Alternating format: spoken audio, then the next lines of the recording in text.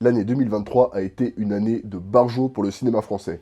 On a enfin commencé à mettre de l'oseille dans des films, on a ramené la palme à la maison, et pendant que du côté d'Hollywood ils enchaînent les bides et que leur histoire de super-héros n'intéresse plus personne, de notre côté on se prépare à enfin redevenir les maîtres de l'univers.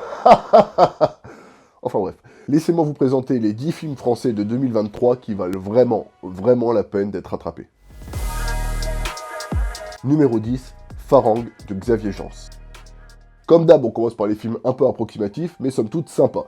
Ce long métrage du réalisateur de Hitman n'a en réalité qu'un seul intérêt, la bagarre. Et c'est vrai qu'en France, niveau film de baston, ça commence doucement à arriver, mais ça a quand même été très sec pendant un long moment. Et là, clairement, pour le coup, on est servi, le scénario, ça n'intéressait personne dans l'équipe. C'est l'histoire d'un mec qui se fait kidnapper sa belle-fille et qui va devoir tabasser la moitié de la Thaïlande pour la retrouver. Et voilà, bang bang, coup de coude, hypercut, high kick. Donc, si vous avez grandi devant les films de Bruce Lee, Jet Li, Ang Lee ou Gareth Evans, vous passerez probablement un très bon moment devant ce film. Numéro 9, Anatomie d'une chute de Justine Triet. Let's go pour le film qui a chopé la Palme d'Or, 2 Golden Globes et les larmes d'Elizabeth Bourne. On nous raconte le procès d'une femme dont le mari meurt dans des conditions quand même louches et qui va devoir se disculper tant bien que mal.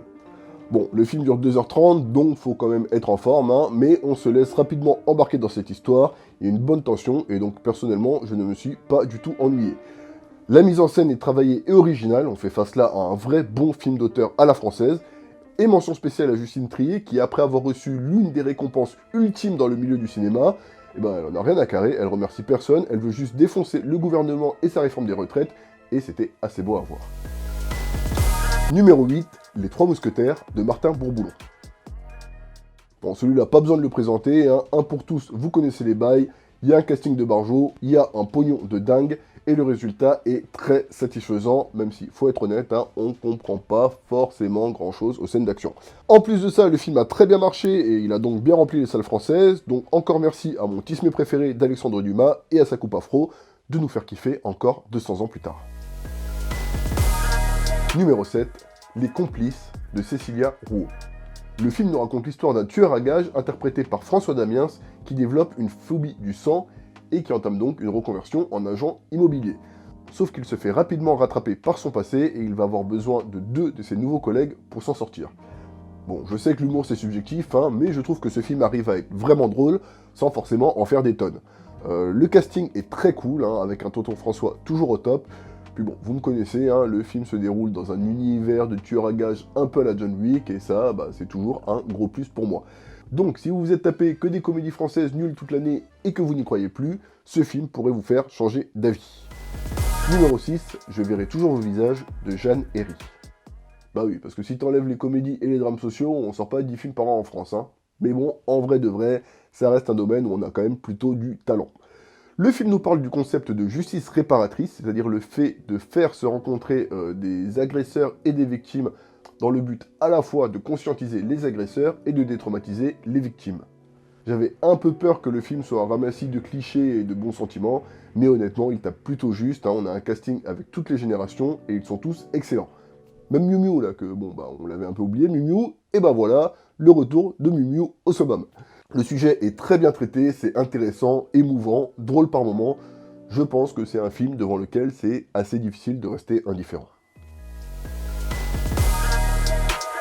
Numéro 5, L'astronaute de Nicolas Giraud.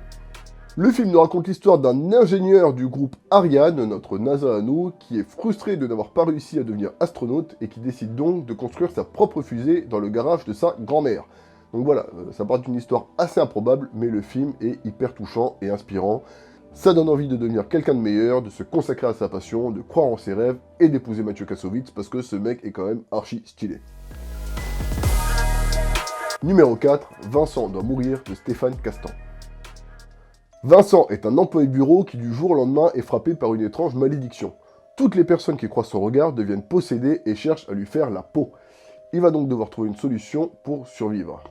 C'est selon moi le meilleur film de la catégorie fantastique horreur de l'année. Et pourtant, on a une grosse année en la matière, avec notamment Vermine, qui raconte l'histoire d'une cité qui se fait attaquer par des araignées mutantes, La Gravité, qui raconte l'histoire d'une autre cité qui cette fois-ci fait face à une éclipse mystique, La Tour, qui nous raconte l'histoire d'encore une autre cité, décidément, qui cette fois-ci se retrouve dans... Ouais, bon bref, celui-là, en vrai de vrai, il est nul. Ou encore Gueule Noire, qui nous raconte l'histoire d'une bande de mineurs qui se retrouvent face à une créature Lovecraftienne. Bref, j'ai fait des vidéos sur quasiment tous ces films et bien d'autres, donc allez les voir si c'est pas déjà fait. Et surtout, allez voir ces films qui ont dû sortir en VOD depuis, parce qu'on a enfin un cinéma français qui décolle dans la catégorie fantastique horreur, et on espère que ça va continuer comme ça en 2024. Numéro 3, Apache de Romain Quiro. Le film nous plonge au cœur du gang des Apaches, de terribles criminels parisiens au début du XXe siècle. On y suit une jeune fille qui infiltre le gang pour se venger du chef qui a tué son frère quand elle était petite. L'esthétique du film est archi stylée, le réalisateur s'inspire ouvertement de Tarantino, Scorsese et autres réalisateurs hollywoodiens, et retranscrit ça dans un cadre historique très français, et le résultat est vraiment machallah. On sent que ça manque encore un poil de pognon, mais pour un film de 3 millions d'euros, c'est hyper impressionnant ce qu'il a réussi à faire. Par contre, la mauvaise nouvelle, c'est que le film n'a même pas réussi à attirer 50 000 spectateurs, ce qui est vraiment très peu et vraiment dommage. D'ailleurs, dans les films que j'ai traités cette année, 3 d'entre eux font partie des plus gros flops de 2023. Comme quoi, le cinéma de genre français peine encore à trouver son public, mais bon, faut continuer à y croire, qu'est-ce que vous voulez que je vous dise. Numéro 2, Mars Express de Jérémy Perrin. C'est vrai que j'en parle pas beaucoup sur ma chaîne parce que c'est pas forcément mon genre préféré, mais s'il y a bien un truc qu'on se fait respecter en France, c'est le cinéma d'animation. Voilà, encore un truc où on est les patrons. Enfin bref. Le film nous raconte l'histoire de 2 policiers qui enquêtent sur un meurtre dans une ville futuriste où les robots font partie intégrante de la société. Progressivement, ils vont se rendre compte que derrière cette affaire se cachent des implications qui pourraient compromettre l'avenir de l'humanité, rien que ça. Le film est incroyable. Visuellement, c'est bourré de concepts futuristes innovants, et l'intrigue tient bien la route, même si, bon, faut quand même rester un peu concentré. Ça a été réalisé par le créateur de Last Man, une série d'animation qui était déjà ouf, et donc si vous l'avez pas vue, je vous la recommande aussi. Numéro 1, Le règne animal de Thomas Caillet. Si vous ne devez regarder qu'un seul film français cette année, c'est clairement celui-là. Le film nous plonge dans un monde où certains humains ont subitement commencé à muter en animaux sauvages, et alors qu'une horde de mutants ont été accidentellement libérés dans la nature, un adolescent se rend compte qu'il est lui-même touché par ce syndrome et va devoir gérer sa propre transformation. J'arrive toujours pas à m'expliquer comment Thomas Caillet a fait à convaincre ses investisseurs à mettre 16 patates dans un film comme celui-là. Sans déconner, c'est de la sorcellerie. D'habitude, pour qu'on sorte le chéquier, il faut que ce soit au moins une grosse comédie ou à la rigueur un film historique avec un gros casting. Mais là, non, on a vraiment mis du blé dans quelque chose d'original, je m'en remets pas. Et du coup, ce qui est encore plus incroyable, c'est que le résultat est juste ouf. On a les qualités qu'on peut trouver dans un film d'auteur français, avec des personnages travaillés et des thématiques pertinentes, et en même temps, on a des séquences spectaculaires avec des effets spéciaux impressionnants, que demande le peuple. Donc voilà, le film a plutôt bien marché en salle, mais si vous ne l'avez pas vu, ça vaut carrément le coup de le regarder et de continuer à le soutenir, parce que je vois vraiment pas comment qui que ce soit, à part Romain Duris, ça puisse se faire de l'argent avec un film comme celui-là. Voilà, bonne année à tous, dites-moi en commentaire quel est votre film préféré de l'année 2023, abonnez-vous, activez la cloche, ciao la MIF.